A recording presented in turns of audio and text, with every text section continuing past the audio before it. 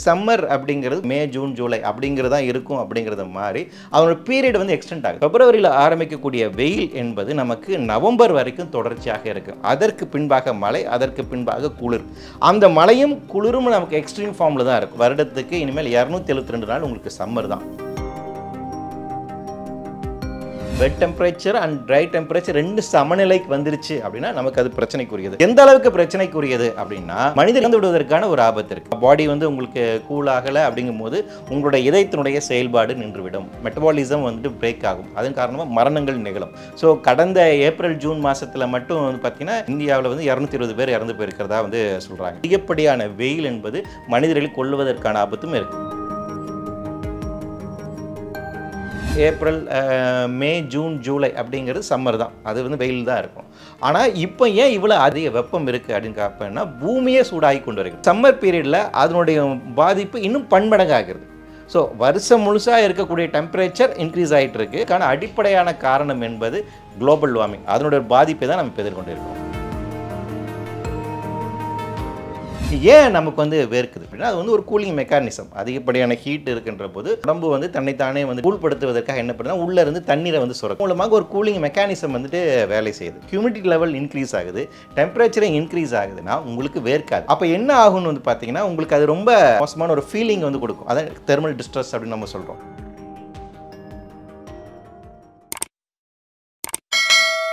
வணக்கம் சார். வணக்கம். அன்றாட வெயிலுடைய சதம் வந்து கூடிக்கிட்டே தான் இருக்கே தவிர்த்து குறையிற பாடா இல்லை, எதுவுமே என்றைக்குமே இருந்தது கிடையாது சமீப நாட்களாக. இதற்கான காரணம் என்ன சார்? இந்த வெப்பநிலை உயர்கின்றது இருக்கு இல்லைங்களா? ஸோ இந்த சம்மர்னுடைய தெர்மல் டிஸ்ட்ரெஸ் அப்படி சொல்லுவாங்க. வெயிலினுடைய வெக்கை தன்மை வந்து நமக்கு அதிகமாகிட்டு இருக்கு. அப்படி அதுக்கு முக்கியமான ஒரு காரணம் அப்படிங்கிறது பார்த்திங்கன்னா குளோபல் வார்மிங் தான். இயல்பாக இந்த வருடம் நமக்கு வந்து இது வந்து சம்மர் பீரியடு தான். இளவேனில் காலம், முதுவேனில் காலம் அப்படின்னு நம்ம வந்து தமிழில் வந்து படிச்சிருப்போம். சிறுபொழுதுகள் அப்படிங்கிறது நம்ம இருக்கோம். அதை தாண்டி இருக்கக்கூடிய நம்மளுடைய பெரும்பொழுதுகள் அப்படிங்கிறது படிச்சிருப்போம். ஸோ அந்த வகையில் இந்த காலகட்டம் அப்படிங்கிறது வந்து பார்த்திங்கன்னா நமக்கு வந்து வெயில் காலம்தான். அதில் எந்த விதமான மாற்றம் இல்லை. ஆனால் முன்னாடி இருந்ததுக்கும் தற்போதுக்கு என்ன ஒரு மாறுதல் இருக்குன்னா இந்த வெயிலினுடைய தன்மை ரொம்ப அதிகமாக இருக்குது. அந்த தெர்மல் டிஸ்ட்ரெஸ்ன்னு சொல்லுவாங்க, அது இப்போ அதிகமாக இருக்குது. குறிப்பாக வெப்ப அலை, ஹீட் வேவ்ஸ் அப்படிங்கிறது இப்போ அதிகமாக இருக்குது. அப்போ இந்த மாற்றத்தை நான் புரிந்து கொள்ள வேண்டும். இப்போ இந்த மாற்றம் ஏன் நிகழுது அப்படின்னா வருஷத்தில் நமக்கு வந்து எப்போவுமே வந்து ஏப்ரல் மே ஜூன் ஜூலை அப்படிங்கிறது சம்மர் தான். அது வந்து வெயில் தான் இருக்கும். ஆனால் இப்போ ஏன் இவ்வளோ அதிக வெப்பமாக இருக்குது, அதிக வெப்பம் இருக்குது அப்படின்னு பார்ப்போம்னா பூமியே சூடாகி கொண்டு வருகிறது. அப்போ பூமியோட ஆவரேஜ் டெம்பரேச்சர் அப்படிங்கிறது இன்க்ரீஸ் ஆகிட்டு வருது. அதன் காரணமாக ரீஜனலாக இருக்கக்கூடிய டெம்பரேச்சருமே இன்க்ரீஸ் ஆகிட்டு வருது. ஸோ இந்த பாதிப்பை நாம் உணர வேண்டும். கூடுதலாக இப்போ இந்த சம்மர் பீரியடில் அதனுடைய பாதிப்பு இன்னும் பன்மடங்காகிறது. ஸோ வருஷம் முழுசாக இருக்கக்கூடிய டெம்பரேச்சர் இன்க்ரீஸ் ஆகிட்டு இருக்கு. அப்போ சென்னையோட ஆம்பியன்ட் டெம்பரேச்சர் நமக்கு 32 34 இருந்தது. இப்போ கிட்டத்தட்ட 36 37 கிட்ட வந்துருச்சு. தமிழகமெங்கிலும் பரவலாக வந்து பார்த்திங்கன்னா ஏறத்தாழ எல்லாமே 38 39 நெருங்கிட்டோம். 40 கிட்ட வர சில நகரங்களுக்கு வர ஆரம்பிச்சிருச்சு. ஸோ அந்த ஒரு ஆவரேஜ் டெம்பரேச்சர் அப்படிங்கிறது அந்த அளவுக்கு இன்க்ரீஸ் ஆகிட்டே போயிட்டுருக்கு. அப்போது ரீஜனலாக ஏற்படக்கூடிய ஒரு மாற்றம் நிகழ்ந்து கொண்டே இருக்கிறது. இதனுடைய அடுத்த ஃபினாமினா இன்னொன்று என்னென்னு பார்த்தீங்கன்னா முன்னாடியெல்லாம் நமக்கு வந்து ஐஎம்டிஏ இந்தியன் மெட்ரோலஜிக்கல் டிபார்ட்மெண்ட் வந்து பார்த்திங்கன்னா மழைக்காக வந்துட்டு வார்னிங் கொடுப்பாங்க. ஆனால் இப்போ வந்துட்டு ஹீட் வேவ்ஸ்க்கான வார்னிங் கொடுக்குறாங்க. வெப்ப அலை நிலவக்கூடியது இருக்குது அப்படின்னா அப்போ வெப்ப அலைன்னு எதை டிஃபைன் பண்ணுறாங்கன்னா 40 டிகிரி செல்சியஸ் கிட்ட இருந்தது. அதாவது என்ன ஆம்பியன்ட் டெம்பரேச்சர் ஆவரேஜ் டெம்பரேச்சரோட 4 டிகிரி செல்சியஸ் அதிகமாக இருக்குது. சென்னையோட ஆம்பியன்ட் டெம்பரேச்சர் வந்து 34ன்னு வைங்களேன். அது 38 டிகிரி செல்சியஸ் 24 மணி நேரத்துக்கு அதிகமாக இருந்தால் அது ஹீட் வேவ்ஸ் சொல்லலாம். அதே மாதிரி ஹில் ஏரியாவில் வந்துட்டு பார்த்திங்கன்னா அதே மாதிரி தான் அந்த அபோவ் 4 டெம்பரேச்சர்ஸ் அப்படிங்கிறது. இல்லைனா 30 டிகிரி செல்சியஸ் வந்தாலே அங்கே ஹீட் வேவ்ஸ் சொல்கிறாங்க. இல்லை பிளெயின் ஏரியாஸ் வந்து 40 டிகிரி செல்சியஸ் வந்துருச்சு அப்படின்னா நம்ம ஹீட் வேவ்ஸ் சொல்லலாம். ஸோ அப்போ இந்த மாதிரி வார்னிங் இப்போ வந்து கொடுக்க ஆரம்பிக்கிறாங்க. ஐஎம்டி இது நாள் வரைக்கும் இப்படியான வார்னிங் சிஸ்டம் எதுவும் கொடுத்ததில்லை. ஸோ இந்த மாதிரி நிகழ்வுகளை தற்போது வந்து பார்த்து கொண்டு இருக்கோம். அப்போ இதற்கான அடிப்படையான காரணம் என்பது குளோபல் வார்மிங். அதனுடைய பாதிப்பை தான் நம்ம இப்போ எதிர்கொண்டு இருக்கிறோம். சார், முன்னாடிலாம் வந்து வெயில் இருக்கும் தான் செய்யும். ஆனால் 12 மணிக்கு அடிக்கக்கூடிய வெயில் வந்து இப்போ வந்து 9 மணிக்கே அடிக்குது. 8 9 மணி அளவுலேயே அடிக்குது. இதற்கான காரணம் என்ன சார்? ஓகே, இதான் நான் முன்னாடி குறிப்பிட்ட போது அந்த தெர்மல் டிஸ்ட்ரெஸ் அப்படின்னு வந்து சொல்லுவாங்க. அதாவது என்ன அப்படின்னு வந்து பார்த்தீங்கன்னா ஆக்சுவல் டெம்பரேச்சர் வந்து உங்களுக்கு 32 டிகிரி செல்சியஸ் 34 டிகிரி செல்சியஸ் தான் இருக்கலாம். ஆனால் நீங்கள் உணரும் போது அது வந்து 40 டிகிரி செல்சியஸ் வெயில் இருந்தால் எப்படி இருக்குமோ அதை உணரக்கூடிய ஒரு தன்மை இருக்கும். அந்த மாதிரி பாதிப்புகளாக இருக்கும். இது ஏன் நிகழ்து அப்படின்னு வந்து பார்த்தீங்கன்னா, இப்போ நம்ம பாடிக்கு ஒரு டெம்பரேச்சர் இருக்குது. கொரோனா காலகட்டத்திலலாம் நம்ம வெளியே போகும்போது அந்த ஒரு டெம்பரேச்சர் கன் எடுத்து அடித்து பார்த்து 96 இருந்துச்சா, அப்போ நீ போகலாம்ப்பா, 100க்கு மேலே இருக்குதா, தயவுசெய்து வீட்டுக்கு போகணும்னு அனுப்பி வச்சாங்க. அப்போ நம்ம பாடி டெம்பரேச்சருங்கிறது அது ஒரு பேலன்ஸாக இருக்கணும். அது ரொம்ப முக்கியமானது. இந்த பாடி டெம்பரேச்சரும் அவுட்டர் டெம்பரேச்சரும் ரெண்டுமே பேலன்ஸாக இருக்கணும். ஏன் நமக்கு வந்து வேர்க்குது? அதிகப்படியான வெக்கை வரும்போது ஏன் நம்ம வந்து வேர்க்குது அப்படின்னா, அது வந்து ஒரு கூலிங் மெக்கானிசம். அதிகப்படியான ஹீட் இருக்கின்ற போது உடம்பு வந்து தன்னைத்தானே வந்துட்டு கூல்படுத்துவதற்காக என்ன பண்ணுதுன்னா, உள்ளேருந்து தண்ணீரை வந்து சுரக்குது. அப்போ அதன் மூலமாக ஒரு கூலிங் மெக்கானிசம் வந்துட்டு வேலை செய்யுது. இப்போ இந்த கூலிங் மெக்கானிசம் எப்போ வேலை செய்யும்னு பார்த்தீங்கன்னா, காற்றில் ஈரப்பதம் எந்த அளவுக்கு இருக்குதோ அப்படிங்கிற பொறுத்து தான். அப்போ ஹியூமிடிட்டி லெவல் இன்க்ரீஸ் ஆகுது, டெம்பரேச்சரும் இன்க்ரீஸ் ஆகுதுன்னா உங்களுக்கு வேர்க்காது. அப்போ என்ன ஆகும்னு வந்து பார்த்தீங்கன்னா, உங்களுக்கு அது ரொம்ப அதிகப்படியான ஒரு ரொம்ப மோசமான ஒரு ஃபீலிங் வந்து கொடுக்கும். அதான் தெர்மல் டிஸ்ட்ரெஸ் அப்படின்னு நம்ம சொல்கிறோம். அப்போ நைட் நேரம்லாம் நம்ம நிறைய குழந்தைங்களாம் சொல்லியிருப்பாங்க, ரொம்ப வெக்கையாக இருக்குது, தூங்க முடியல. குறிப்பாக பெண்களுக்கு, குழந்தைகளுக்கு இந்த பிரச்சனைங்கிறது அதிகமாக இருக்கும். இரவு நேரத்தில் இருக்கக்கூடிய இந்த காற்றும் நமக்கு வந்து இருக்காது, ஹீட்டும் அதிகமாக இருக்கும். அப்போ இந்த தெர்மல் டிஸ்ட்ரெஸ் அப்படிங்கிறது ஏற்படும். அப்போ இதில் முக்கியமான காரணம் என்னென்னா, டெம்பரேச்சர் இன்க்ரீஸ் ஆகிறது மட்டுமல்ல, ஹியூமிடிட்டி லெவல் காற்றின் ஈரப்பதத்தன்மை மாறுகின்ற போதும் நமக்கு இந்த பிரச்சனை இருக்கும். தற்போது இந்த நிலைமை நிகழ்கின்றது. அப்போ அதன் காரணமாக தான் சாதாரண வெயில் அடித்தாலும் அது நமக்கு உச்சி வெயில் போது என்ன பாதிப்பு இருக்குமோ அந்த பாதிப்பை நாம் உணர்றோம். ஸோ இதை வந்து வெட் பல்ப் டெம்பரேச்சர் அப்படின்னு நம்ம சொல்லுவாங்க. அதாவது டெம்பரேச்சர் 2 விதமாக பிரிக்கலாம், try temperature and wet temperature. இது ரெண்டுத்துக்குமான இடைவெளி எவ்வளோ இருக்குது அப்படின்னா, அது 4 to 5 டிகிரி செல்சியஸ் அப்படிங்கிறது இருக்கலாம். அது ரொம்ப நெருங்கி வந்துச்சு, வெட் டெம்பரேச்சர் அண்ட் ட்ரை டெம்பரேச்சர் 2 சமநிலைக்கு வந்துருச்சு அப்படின்னா நமக்கு அது பிரச்சனைக்குரியது. எந்த அளவுக்கு பிரச்சனைக்குரியது அப்படின்னா, மனிதர் இறந்து விடுவதற்கான ஒரு ஆபத்து இருக்குது. அதாவது என்ன, அதிகப்படியான டெம்பரேச்சர் இன்க்ரீஸ் ஆகுது, பாடி வந்து உங்களுக்கு கூல் ஆகலை அப்படிங்கும்போது உங்களுடைய இதயத்தினுடைய செயல்பாடு நின்றுவிடும், மெட்டபாலிசம் வந்துட்டு பிரேக் ஆகும். அதன் காரணமாக மரணங்கள் நிகழும். ஸோ கடந்த ஏப்ரல் ஜூன் மாதத்தில் மட்டும் வந்து பார்த்திங்கன்னா, ஏறத்தாழ இந்தியாவில் வந்து 220 பேர் இறந்து போயிருக்கிறதா வந்து சொல்கிறாங்க. போன ஜூலை வந்து பார்த்திங்கன்னா, பாலியா அப்படின்னு உத்தரப்பிரதேச இருக்கக்கூடிய ஒரு டிஸ்ட்ரிக்டில் வந்துட்டு ஒரு வாரத்துக்குள்ளாக 97 பேர் வந்து இந்த மாதிரி தெர்மல் டிஸ்ட்ரெஸ்னால இறந்து போயிருக்காங்க, ஹீட் ஸ்ட்ரோக்னால இறந்து போயிருக்காங்க. அப்போ இந்தியாவெங்கும் இது குறித்தான பாதிப்புகள் என்பது அதிகமாக இருக்குது. அப்போ அதிகப்படியான வெயில் என்பது மனிதர்களை கொல்லுவதற்கான ஆபத்தும் இருக்குது. சார், பொதுவாக நம்ம பார்த்தோம் அப்படின்னா, அக்னி நட்சத்திரத்தில் தான் வந்து அந்த பீரியட் டைமில் தான் வந்து எக்ஸ்ட்ரீம் ஹீட் இருக்கும் அப்படின்னு நமக்கு வந்து தெரியும். ஆனால் இப்போ வந்து அக்னி நட்சத்திரமே இன்னும் ஸ்டார்ட் ஆகலை, அதுக்குள்ளே இவ்வளோ ஹீட் இருக்கே சார். அதுதான் என்னென்னா, இந்த பீரியட் ஆஃப் சம்மர் இருக்கு இல்லைங்களா, அது இப்போ வந்து எக்ஸ்டெண்ட் ஆகிட்டு இருக்கு. இப்போ கிளைமேட் சேஞ்ச் வந்து என்ன பண்ணியிருக்குன்னு வந்து பார்த்தீங்கன்னா, நம்ம ஒரு இந்த சிறு பொழுதுகள் அந்த பெரும் பொழுதுகள் நம்ம பிரித்து வச்சுருக்கோம்ல, வருஷத்துக்கு இப்படி தான் இருக்கும். அந்த மார்கழினா இப்படி குளிர் இருக்கும், அதுக்கு பின்னாடி நமக்கு வந்து பனிக்காலம் வரும், அப்புறம் மழைக்காலம், அப்புறம் வெயில் காலம் அப்படின்னு நமக்கான ஒரு அறிவு இருக்கு இல்லையா, ஒரு ட்ரெடிஷ்னல் நாலேஜ் இருக்குங்களா. இது வந்து ஏறத்தாழ ஒரு 2000-3000 வருடங்களாக தொடர்ச்சியாக இருக்கக்கூடிய ஒரு அமைப்பு முறையாக இருக்குது. இப்போ இந்த அமைப்பு முறைகளில் தான் மாற்றங்கள் இருந்து கிளைமேட் சேஞ்ச் வந்து அதுதான் பண்ணுது. அதை தான் நம்ம கிளைமேட் சேஞ்ச் சொல்கிறோம். இது நாள் வரைக்கும் இருக்கக்கூடிய அந்த அமைப்பு முறைகள் கொஞ்சம் கொஞ்சமாக மாறிக்கொண்டு வருகிறது. அப்போ என்னென்னா, உங்களுக்கு சம்மர் அப்படிங்கிறது குறிப்பிட்ட இந்த நமக்கு மே ஜூன் ஜூலை அப்படிங்கிறது தான் இருக்கும். அப்படிங்கிறத மாதிரி அதோட பீரியட் வந்து எக்ஸ்டெண்ட் ஆகுது. இப்போ சென்னையை பொறுத்த வரைக்கும் வருடத்துக்கு இனிமேல் 272 நாள் உங்களுக்கு சம்மர் தான். ஸோ 10 மந்த்ஸ் நமக்கு இனிமேல் சம்மர் தான் இருக்கும் அப்படின்னு சொல்கிறாங்க. அப்போ அந்த சம்மரை வந்து நமக்கு எப்படின்னா, உங்களுக்கு பிப்ரவரி மாதம் வெயில் ஆரம்பிச்சிடும். அந்த வெயிலுடைய தன்மை வந்துட்டு பார்த்திங்கன்னா, மே ஜூன் ஜூலை போகும்போது அது ரொம்ப பீக்குக்கு வந்து போகும். அதுக்கப்புறம் கொஞ்சம் போய்ட்டு ஆகஸ்ட்டு செப்டம்பர் அக்டோபர் கரெக்டாக அந்த மான்சூன் செட் ஆகும்போது அதனுடைய டெம்பரேச்சர் அப்படி குறைய ஆரம்பிக்கும். நவம்பர் வரைக்கும் வெயில் இருக்கும். போன வருஷம் நம்ம தான் பார்த்தோம். அப்போ பிப்ரவரி மாதம் ஆரம்பிக்கக்கூடிய வெயில், இன்னும் சொல்லப்போனால் ஜான்வரியிலே நமக்கு வந்துட்டு இப்போ வெயில் ஆரம்பிச்சு, பிப்ரவரி அது இன்னும் கொஞ்சம் இன்க்ரீஸ் ஆகுது. பிப்ரவரியில் ஆரம்பிக்கக்கூடிய வெயில் என்பது நமக்கு நவம்பர் வரைக்கும் தொடர்ச்சியாக இருக்கும். அதற்கு பின்பாக மழை, அதற்கு பின்பாக குளிர்.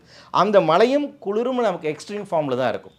வெயில் எப்படி நமக்கு எக்ஸ்ட்ரீம் ஃபார்மில் இருக்குதோ அதே மாதிரி தான் இது எக்ஸ்ட்ரீம் ஃபார்மில் இருக்குது. அப்போ எல்லாமே இங்கே இருக்கக்கூடிய எல்லாமே எக்ஸ்ட்ரீம் ஃபார்முக்கு வந்து போய்கிட்டு இருக்குது. ஸோ அந்த நிகழ்வு நிகழ்ந்துட்டு இருக்குது. ஸோ அதனால தான் பார்க்குறோம். அப்போ இப்போமே வெயில் எப்படி இருக்குன்னா, அப்போ அக்னி நட்சத்திரத்தை போது இன்னும் வெயில் உச்சத்தில் போகும். அப்போ அந்த காலகட்டங்களில் வெயில் வந்து அதிகப்படியான மக்களை வந்து கொல்லும்.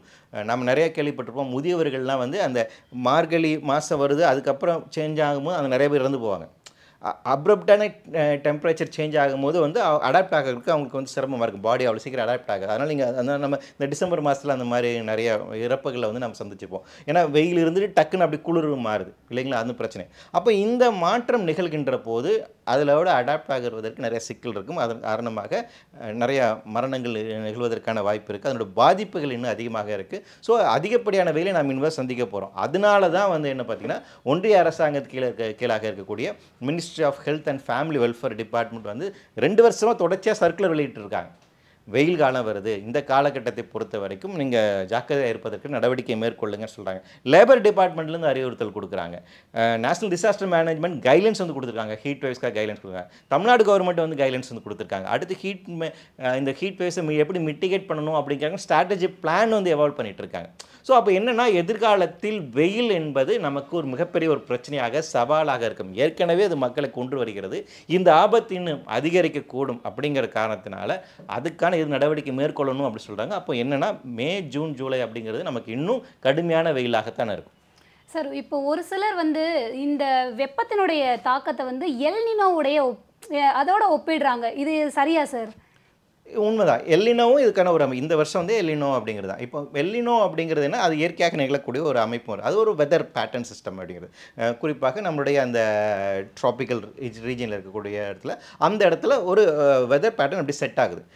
எல்லினோ செட் ஆயிருச்சு அப்படின்னு வந்து பார்த்தீங்கன்னா, நமக்கு அதிகப்படியான ஹீட் வேவ்ஸை வந்து அது கொண்டு வரும் இல்லைங்களா. இப்போ அந்த எல்லினோ கொஞ்சம் மாறி அது லானினாவாக மாறக்கூடிய அந்த தன்மையில் இருக்குது. அப்போ எல்லினோ வருடம் என்பது அதிகப்படியான வெப்பத்தை கொண்டு வரும். ஆனால் இதை வந்து நம்ம அப்படியே இதை இங்கே அப்ளை பண்ணுறோன்னா கிடையாது. இந்த எல்லினோ மட்டுமே இங்கே காரணம் இல்லை. எல்லினோவோடு சேர்ந்து கிளைமேட் சேஞ்ச் அப்படிங்கிறது இருக்கு இல்லைங்களா, அது இந்த வெப்பத்தை பன்மடங்காக உயர்த்துகிறது. அப்போது இயற்கையாக நமக்கு வர வேண்டிய வெப்பத்தை தாண்டி பன்மடங்காக அதிகமாக இருக்கக்கூடிய வெப்பத்தை கொண்டு சேர்க்கிறது.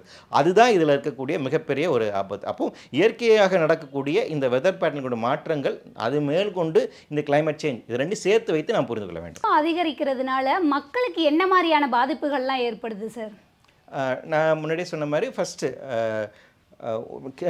டிஸ்ட்ரெஸ் வந்து உருவாக்கலாம். உங்களுக்கு மென்டல் அகானி வந்து உருவாக்கலாம். இப்போ வந்து பார்த்திங்கன்னா வந்துட்டு இது சார்ந்து இருக்கக்கூடிய ரொம்ப டெம்பரேச்சர் ரொம்ப வெக்கையாக இருக்குது அப்படின்னும்போது உங்களுக்கு அதனால் வந்துட்டு நிறைய டிப்ரெஷன்ஸ் வந்து உருவாக்குறாங்க. ரொம்ப மோசமான ஒரு மென்டல் ஹெல்த்தை வந்து உருவாக்குவதற்கான வாய்ப்பு. இந்த இதுலேருந்து ஆரம்பித்து மிஸ்கேரேஜஸ் நடப்பதற்கான வாய்ப்பு இருக்குது. இந்த ஹீட்டு அதிகமாக இருக்கும் போது பார்த்திங்கன்னா மிஸ்கேரேஜஸ் வந்துட்டு அதிகமாக நடக்கும். ஏன் அப்படின்னா, டீஹைட்ரேட் ஆகிடுவாங்க பெண்கள் வந்துட்டு. அது ப்ரெக்னெண்ட்டாக இருக்கக்கூடிய பெண்களுக்கு வந்துட்டு ரொம்ப எளிதாக டீஹைட்ரேட் ஆகிடுவாங்க. என்ன தெரியுமா, நிறைய லிக்விட் லாஸ் அப்படிங்கிறது அந்த டைமில் வந்து இருக்கும். ஸோ அப்போ அவங்க பாடியை கூல் பண்ணுறதுக்கான மெக்கானிசம் அதிகப்படியான நீராகாரம் எடுத்துக்கிட்டே இருக்கணும். அப்படி இல்லை அப்படின்னா அது அவங்களுக்கு வந்து பிரச்சனையாக இருக்கும். ஸோ இந்த அதிகப்படியான ஹீட் டைமில் வந்து மிஸ்கேரேஜஸ் ஆவதற்கான வாய்ப்பு இருக்குது. வயதானவர்களுக்கு வந்துட்டு பார்த்திங்கன்னா அவங்க பாடியோட மெட்டபாலிசத்தை கொலாப்ஸ் பண்ணுறதுக்கு அதில் மரணத்தை கூட ஏற்படுத்துவதற்கான வாய்ப்பு இருக்குது. அப்போ நம்ம மகாராஷ்டிராவில் வந்து போன வருஷம் நிகழ்ந்த அமித்ஷா கலந்து கொண்ட ஒரு மீட்டிங்கில் வெயிலில் வந்து உட்காந்துட்டனால 14 பேர் செத்து போனாங்க. ஸோ கண்டினியூஸாக வெயிலுடைய எக்ஸ்போஷர் இருக்கும்போது அது மரணத்தை விளைவிப்பதற்கான ஆபத்துமே இருக்குது. ஸோ இப்படியான பல்வேறு விதமான பிரச்சனைகள். இதில் இன்னொரு இது என்னென்னா, டெம்பரேச்சர் இன்க்ரீஸ் ஆகும்போது வெக்டர் பார்ன் டிசீஸ் இன்க்ரீஸ் ஆகும்னு சொல்கிறாங்க. கொசு வந்து பார்த்திங்கன்னா இன்றைக்கி இட்டாலியில் வந்து கொசு இருக்குது. ஐரோப்பிய நாடுகளில் கொசு வந்து அதிகமாக கிடையாது. ஆனால் அங்கே டெம்பரேச்சர் இன்க்ரீஸ் ஆகுதுனால நம்ம ஆஃப்ரிக்காவில் இருக்கக்கூடிய கொசு அங்கே இருக்குது. இப்போ இங்கே டெங்கு மலேரியா உண்டாக்கக்கூடிய கொசு இருக்கு இல்லைங்களா, இது ஆஃப்ரிக்காவில் இருக்கக்கூடிய கொசு. அது ஏன் இங்கே இருக்குன்னா, ஆஃப்ரிக்கன் டெம்பரேச்சர் இங்கே இருக்குது. ஆஃப்ரிக்கன் டெம்பரேச்சர் சராசரி அவங்களுக்கு 40 டிகிரி செல்சியஸ் வந்துடும். 40 டிகிரி செல்சியஸ் அளவுக்கு நாம் இங்கே கிட்டத்தட்ட நம்ம ஊர் டெம்பரேச்சர் வரதுனால இங்கே அந்த கொசு இருக்குது. அப்போ இங்கே டெங்கு, சிக்கன் குனியா, மலேரியா இந்த வியாதிகளும் இருக்குது. அப்போ என்ன அப்படின்னா, இந்த மாதிரி வெக்டர் பார்ன் டிசீஸுமே வந்து அதிகரிப்பதற்கான ஒரு வாய்ப்பு இருக்குது. அப்போ இவையெல்லாம் தான் குறைந்த அளவில் நமக்கு தெரிஞ்சிருக்கக்கூடிய ஆய்வுகள். ஏன்னா லான்செட்னு ஒரு மேகசின் இருக்குது, அவர்கள் கிளைமேட் சேஞ்ச் அண்ட் ஹெல்த்னு ஒரு ஆய்வறிக்கை வெளியிட்டிருக்காங்க. அவங்க தான் இது குறித்தான ஆய்வுகளை வெளியிட்டு வராங்க, என்ன மாதிரி மாற்றங்கள் உண்டாங்க, என்ன பாதிப்புனார். ஆனால் இன்னும் நிறைய ஆய்வுகள் மேற்கொள்ள வேண்டிய ஒரு தேவை இருக்குது. இன்னும் கூடுதலாக இவை என்ன பிரச்சனைக்கு உண்டாக்கும் என்பதற்கான அசஸ்மெண்ட்டே நம்மகிட்ட இல்லை. குறைந்த அளவிலான இருக்கக்கூடிய அசஸ்மெண்ட்டுமே இந்த பிரச்சனைகளை வந்து முன்னெடுத்ததுன்னு சொல்கிறாங்க. சார், இப்போ தொடர்ச்சியாக இப்படி வெப்பம் அதிகரிச்சுட்டே இருந்தால் சென்னையில் வந்து தண்ணீர் பற்றாக்குறை ஏற்படுமா சார்? ஏற்படுவதற்கான வாய்ப்புகள் இருக்கா? நிச்சயமாக இருக்குது. ஏன் இப்போ ஆல்ரெடி நம்மளுடைய ரிசர்வாயர்ஸில் வந்து பார்த்திங்கன்னா 25% கீழே தான் வந்துட்டு தண்ணீர் இருக்குது. சில இதில் வந்து முற்றிலுமாக வறண்டு போயிடுச்சு அப்படின்னு சொல்கிறாங்க. நம்ம பெங்களூர் வறட்சியை வந்து கேள்விப்பட்டிருப்போம். அதுக்கு முக்கியமான ரீசன் என்பதுன்னு லாஸ்ட் இயர் வந்து பெங்களூரை பொறுத்த வரைக்கும் அவங்களுக்கு மான்சூன் வந்து டெஃபிஷியன்சி. மான்சூனில் மழை அதிகமாக கிடைக்கல.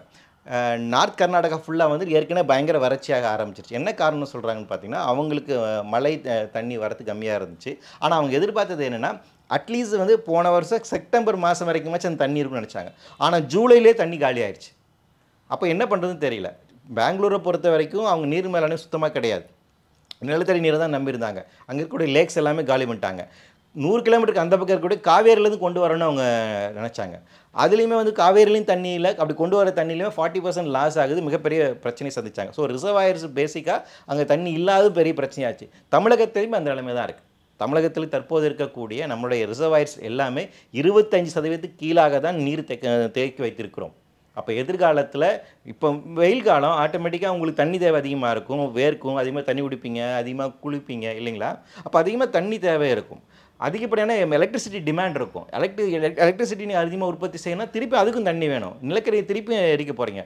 நிலக்கரி எரிப்பதனால அதிகமாக கார்பன் டை ஆக்சைடு வெளியேற்றுங்க, அதிகமாக ஹீட்டை நீங்கள் வெளியேற்றுறீங்க, அதிகமாக தண்ணி தேவைப்படுது, அதிகமாக ஏசியை பயன்படுத்துறீங்க, திருப்பி உங்களுக்கு எலக்ட்ரிசிட்டி அதிகமாக தேவை, அதிகமாக ஏசி பயன்படுத்தினா அதுலேருந்து ஹீட் வெளியேறும்.